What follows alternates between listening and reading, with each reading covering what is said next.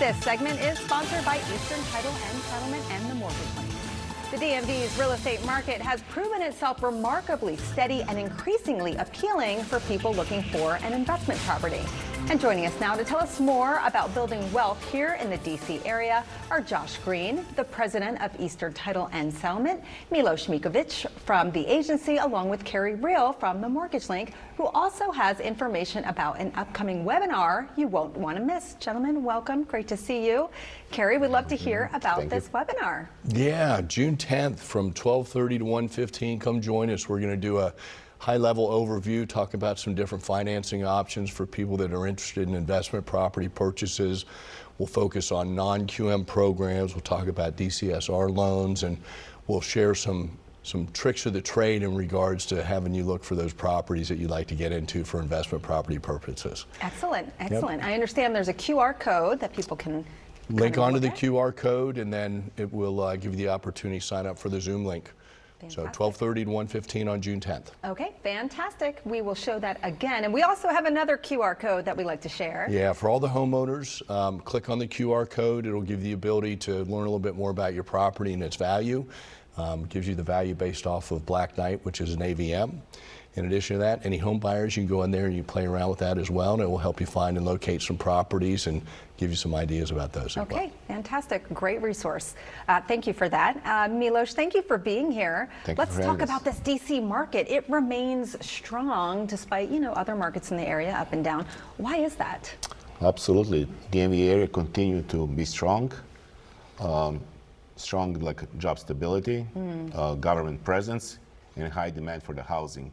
Yeah, that's true. The government presence makes it always a very... A lot of insulation in our area. Yes. Absolutely. Yeah, I was in Chevy Chase at a house down by NIH, and I mean, it was a steady stream of people on a Saturday just going in and looking at. I've never seen so many people going to look at a house. Yeah. Well, absolutely. I would imagine that makes it prime location and place to have an investment property. Absolutely. So what's kind of a great investment property right now, or what are you seeing? Is it townhouses? Is it single family type of homes, apartments? It's always a good time to buy a good investment property.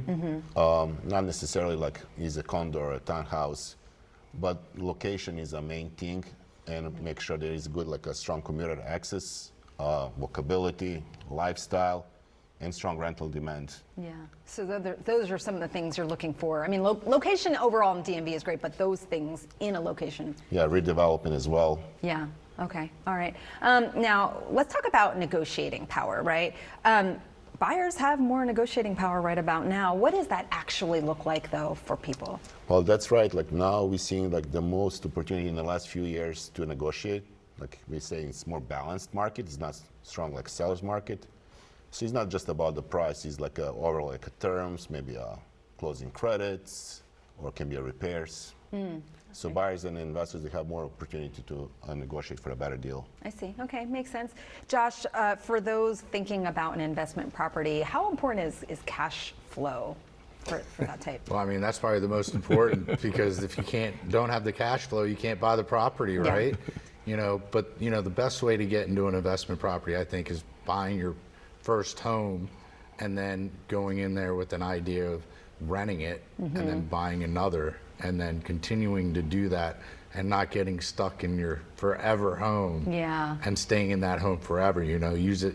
I still have the first house I ever bought in 2006 and we rent it now and we make $1,800 off it every month and our mortgage is $1,200. Yeah. So, you don't get money right away, but over time, as the rents go up, they go up 3-5% a year. We started out at $1,800, and now we're at $3,000 with the same tenant for 10 years.